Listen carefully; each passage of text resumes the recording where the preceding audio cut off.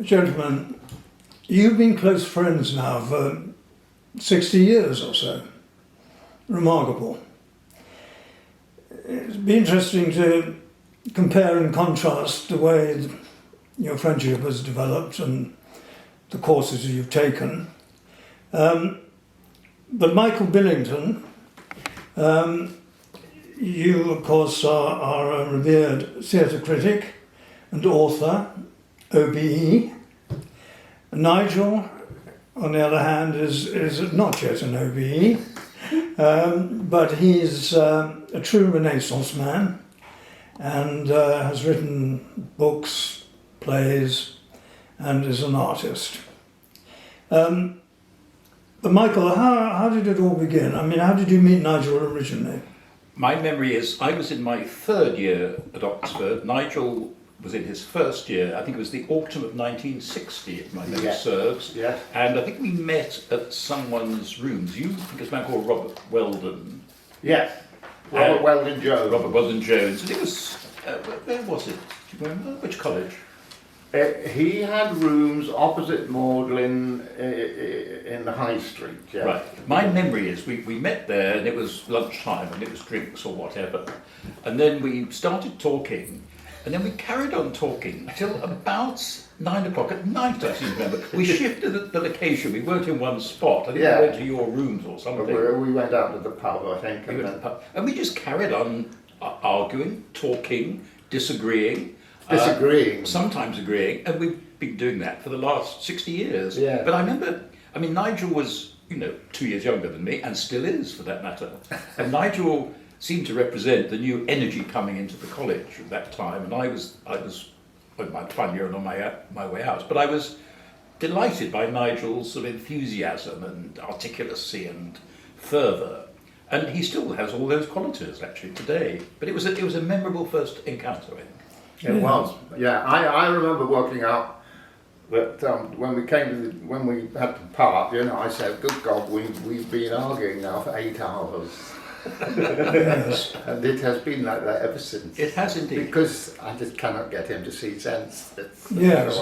No, I can see that. And of course, one of your number was the late Sheridan Morley. Indeed.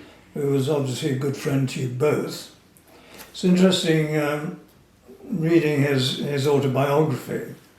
He references you in very, very different ways, which you might be interested to be reminded of. Of Nigel, he wrote, Nigel writes epic Greek verse, teaches at one of the colleges, and has filled his home with his own Gothic paintings, which, did I not know him and love him, I think I would assume were the early works of a serial killer. Slightly more respectful, I feel. But Michael, he writes, in the theatre, I have always been foolishly convinced I was the best reviewer around, with the exception of Michael Billington. Can I just say about Sheridan very quickly? I think I owe my whole career to Sheridan because, quite truthfully, I'd come to London in 1965, I think it was, and I was unemployed basically. I was doing odd jobs and I didn't know what I was going to do with my life. I knew what I wanted to do with it, and Sheridan came to tea in my flat in Bayswater, which you came to as well, with his sister Abby, and Sheridan said, what are you doing? What are you doing? Sheridan always wanted to know what the news was. And I said, well, I'm doing nothing at the moment. I'm just looking for work. I can't get any work. Oh, said Sheridan, write to John Lawrence, Art Editor of the Times. We all work for him. I wrote to John Lawrence, Art Editor of the Times, and within, I sent him some cuttings, and within a couple of weeks, I'd seen John Lawrence, and he commissioned my first review, and kept commissioning reviews from me from 1965 to 1971. Had Sheridan not come to tea that day and made that remark, I think seriously I would have been selling matches on Oxford Street, Yes. He was a very generous man. Yes. A very competitive man, Sheridan, wasn't he? But a very generous man with his time and his energy and everything else. He was a true friend. Yeah. He was. But I remember you had one of your jobs was very distinguished because you took our tickets when we came to the Curzon Cinema. Oh, that was earlier. That was after I left Oxford. I didn't know what to do. So I came to London for 3 months and I worked as an usher at the Curzon Cinema in Mayfair. Right. I tore your tickets, yes. Yes. We must have come to see Antonioni's. No, you came to see a La Bergman Dolce film. Vita. No, you came to see The Virgin Spring and Ballad of a Soldier. Those were the two films that played at the Curzon. Well, Ballad of a Soldier For the was whole wonderful. for the whole of my 3 months, those were the only two films ever shown. Good God, you must have got a bit bored with them. Well, I didn't see them all that. Oh. I was in the foyer chatting up the cashier. You see. Yes. So when you finished with them, Yes. you then went and got a journalism I went to job. Liverpool Yeah. for 1961 autumn. I left Liverpool precipitously. I was the worst trainee journalist they'd ever had in Liverpool. A friend called me the lucky Jim of provincial journalism because everything I did was a disaster. Very briefly, I left Liverpool in 62, went to work in Lincoln in the Theatre Royal as a publicist, basically, and ultimately director. Then came to London in 64, 65, as I said. Jobless, no prospects, no money, no nothing. Yeah. You did a bit of direction in I did a Lincoln. bit of directing, very badly. Oh, Very badly. surely not. But, Yes. but had you not cut your teeth as a journalist on Charwell? I loved working for Charwell. I was their theatre critic, I was their reviews editor. I used to have that wonderful thing of going out every Tuesday, I think it was, to the printers at Whitney. And in those days you had to set up the paper on the stone in the old-fashioned way and supervise the pages as they were printed. I mean, I loved all that. Yeah. I knew then I wanted to be a critic, but it was just hard to persuade anyone Yes, of course. when you Of leave course. Oxford that you're God's And you went and sat next to Tynan. I did. When he was reviewing something, didn't you? I mean, very Nobbled him. And a fat lot of good he was to you. No, that's not true. Oh. Very briefly, the Observer had a competition where you could parody any of their regular columnists. I wrote a parody of Ken Tynan. It won the competition while I was a student, actually. Oh. So when he was next in Oxford at the Playhouse, I went and nobbled him and said, I'm the man who did the parody, blah, blah, blah. He said, well, he thought it was very good. He said, are you interested in journalism? I said, yes. He said, write to Terence Kilmartin, literary editor of The Observer, and mention my name. So he was actually very helpful. Oh, well, that's Didn't get me a job, but I mean, No. he But wasn't. Nigel, you were very active in student theatre, as Yes. you were, Michael. But to what extent did you get involved with Well- Michael on tours and those various plays and sketches you wrote?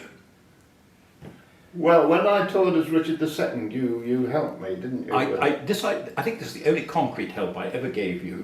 You took over from Richard Hampton, is Richard that right? Hampton, yes. In a tour of a production by Michael Croft of Richard II. Michael Croft's Richard II. Which I had yes. seen and I think I had reviewed, and I thought it was a poor production. I thought it skated over the surface of the play. You came to me, I don't know whether Croft had given you any advice, but we went through the play one afternoon in great detail. And I remember now a discussion we had about the famous scene between Bolingbroke and Richard, and trying to work out at what moment in that scene Richard decides to surrender the crown. Yeah. And it's quite hard, isn't Yeah, it? To yeah. pin down. Because he sort of keeps changing his mind. No, I know, doesn't Yeah, he? exactly. Yeah. But I did see Nigel act. I mean, he was a terrific actor. I saw your Prince Hal. Yes. But I came back to see that. You did. You did. You came in from where I think you were up in Liverpool. I think I then. was. Yeah. Memorable production, actually. Very good production. Peter Hughes. Yeah. Oliver Ford Davis. But you as also Hobson. saw, because I can quote your review, Go on. you also saw that production of Duchess of Malfi I was in. Yes. When I was Ferdinand, which is a zonking good part. What did I say? You said an Olivia-like performance. Really? Yes, and you've regretted it ever since. So you were doing. And you blotted it from your memory, but not mine. You were doing Olivier mannerisms then, were you? I was. Yes. Well, I mean, he didn't ask for it, you know, because Yes, he quite. comes, you know, when he goes mad, he jumps on his own shadow, doesn't he, thinking it's going to strangle him. Yes. And his first line is, I have this night dug up a mandrake, and I'm grown mad with it. The only line I can remember from that review, it's not what I said of you. I said of the actress who played Duchess of Malfi, I said she blotted every line with a tear stain, implying it was full of self-pity. I had forgotten about this until about 20 or 25 years later. I was in Australia, and I was in Adelaide, and this woman came up to me, Anne James. Anne James, thank you, and said, Probably Michael, shouldn't. you won't remember me, she said, but you said at my Duchess of Malfi, you know, I blotted every line with a tear stain. So this came back to haunt me. She hadn't forgotten this, nor entirely forgiven it, I think, actually. Well, clearly there was blissful harmony in those early days, but I've followed your career sufficiently to recognise that there has been a bifurcation in terms of the kind of plays and productions you appreciate. It's possibly a little glib to suggest that you're a modernist, perhaps more than Nigel, who is very traditional. Is that a fair comment? I think that's a pretty accurate comment. Yes. I welcome what happened in 1956. You know, the Royal Court Revolution. I admire, you know, the dramatists who emerged from that, Osborne and Pinter, about whom I wrote a book and so forth. I've never persuaded Nigel of the merits of that. And I can, somewhere in our house, where we are now, there's a photograph of a party we had one summer, and an actor Kenneth Haig is sitting next to Nigel in our garden. And then you pointed that, it's like he's the man who started the trouble, because Kenneth Haig was the Jimmy Porter. Jimmy Porter. in anger. I mean, I respect Nigel's views, and I share some of them. I mean, I share his admiration for the Shakespeare productions we saw in the 1950s. I share his admiration for Laurence Olivier. Yeah. And I share a lot of admiration for the dramatists, you know, who emerged in the 40s and 50s. But that doesn't mean drama stopped in 1956, Nigel. No, but I mean, if I may just leap upon one of my hobby horses, the trouble with your bloody revolution of all those raving, lefty, angry young men was that they couldn't just score on their own merits and get the applause for their plays. They had to drum everybody else out of town by attacking them all the time, and that's why Noel Card and Terence Rattingham and the wonderful designer Oliver Messel all decamped and went to live in Jamaica because they were drummed out of the country by the Guardian rubbishing them all the time. And can I quickly say, they were not drummed out of the country by fellow dramatists, and one of the things, and it's true, and I find very touching, is the kinship between dramatists. I'll give you a very concrete example. I went to a play on the Fringe some years ago by one of those you would call a raving lefty, Trevor Griffiths, a Marxist dramatist. Yeah. And it was a Fringe, inconspicuous Fringe first night. Who was there? Tom Stoppard in his, you know, resplendent Astrakhan, etc. What happens? Tom sees Trevor Griffiths, and Tom is a right-wing dramatist. They immediately fall into each other's arms and embrace each other warmly as fellow dramatists. And it hit me then, there is this sort of kinship, Freemasonry if you like, between dramatists. They were not. Harold Pinter was hugely admiring of Rattigan and so forth. was it? Yes, hugely. Oh. So they're not. Osborne and Rattigan were very friendly. Were they? Yep. So it wasn't the dramatists. They still had to go and live abroad. Well, they didn't have to. I think that there's a clue to the distinction between you. In your magnificent history, the state of the theatre in the earlier part, you acknowledge that you pay rather more attention to the writers than to the performers and the directors, and you attribute that to the analytical approach that you developed, presumably at university. Well, I think the theatre changed. I mean, when I started going to theatre, the actors were very much dominant. You know, you talked about Olivia. You went to see the new production with Gielgud at Ashcroft, Olivia, Edith Evans. Yeah. Things did change, I think, after the 1950s. You went to see the new Pinter, the new Osborne, the new Stoppard, or whatever it was. That didn't mean acting stopped, and there's still great actors around.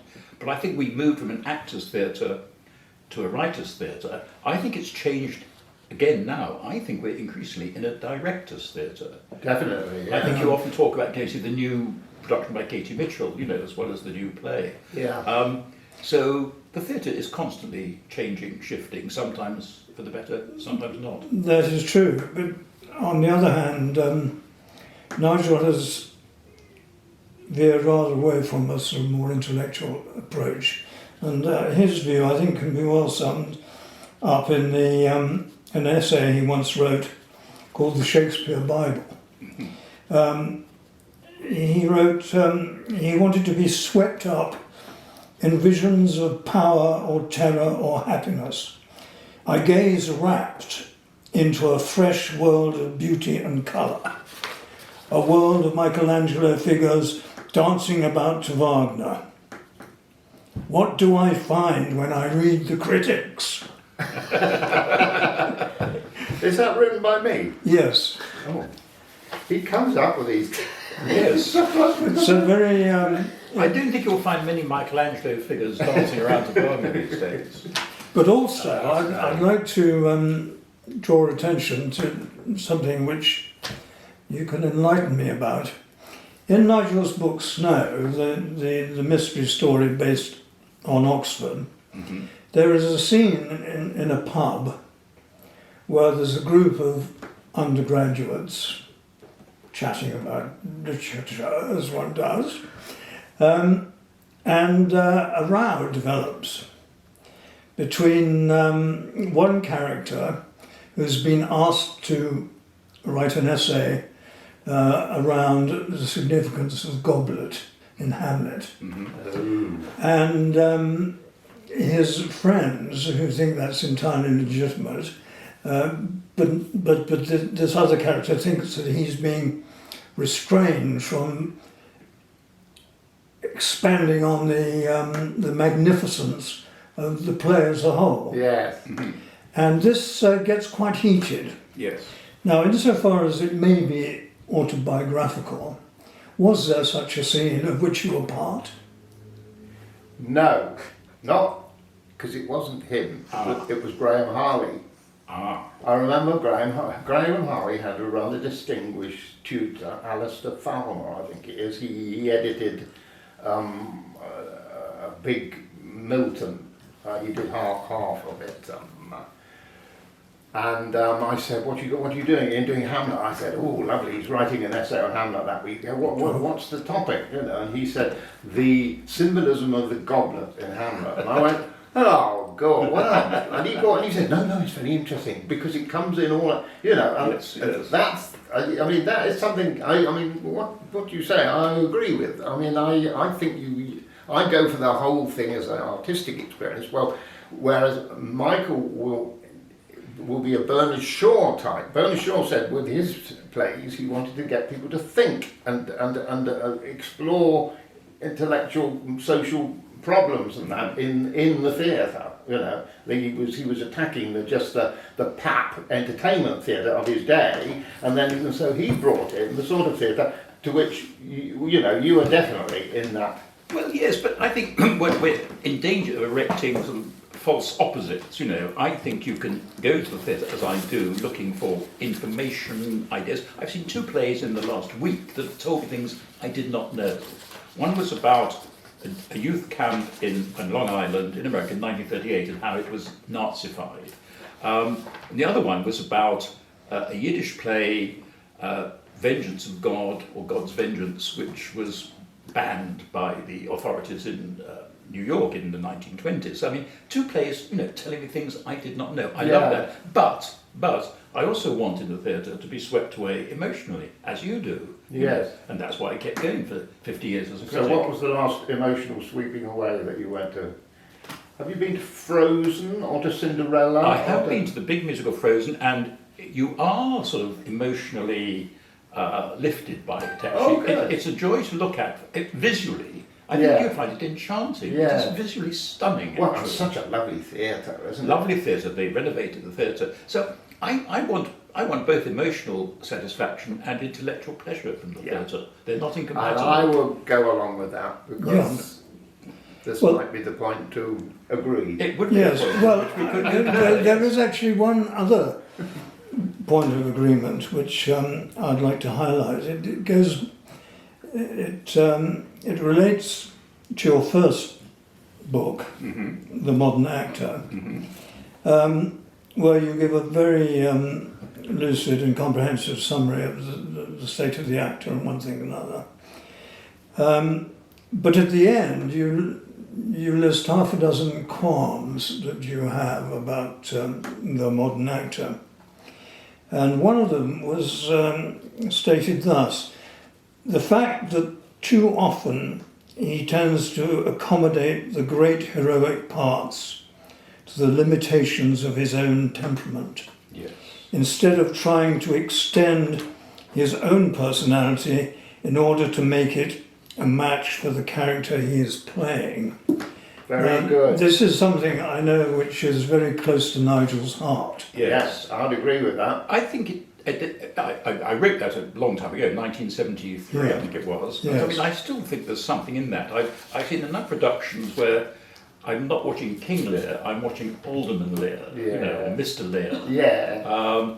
I mean, Hamlet is the obvious one where actors tend to simply look at what their own particular quality is. It may be swift irony or something, and that's all Hamlet becomes about. And the great actors, and we know who they are, we admire the same actors, I think. We admire Laurence Olivier inordinately. Edith Evans, I thought, was a phenomenal actress. So yes, I mean, I think Nigel and I would agree about acting.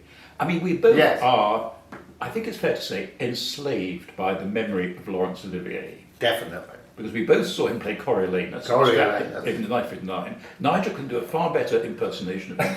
Go on, give us a taste of your quality. I come on, because I can't remember Coriolanus. Who fluttered the Volsces in Corioli? Yes. That was one, wasn't it? What does he say when he's leaving Rome? I banish you. I banish you. I banish you. You curs or something like that? Yeah, you common cry of curse. You common cry of curs. I banish you. Yes, he did this with his feet. I banish you. Yes. Like that, didn't he? Someone said of that performance, it was like watching one man lynching a mob. Well, it's good to have reached a point of complete harmony, Yes. and that's probably a good place to close. Gentlemen, thank you very much. Thank you very much. Good fun. Good fun.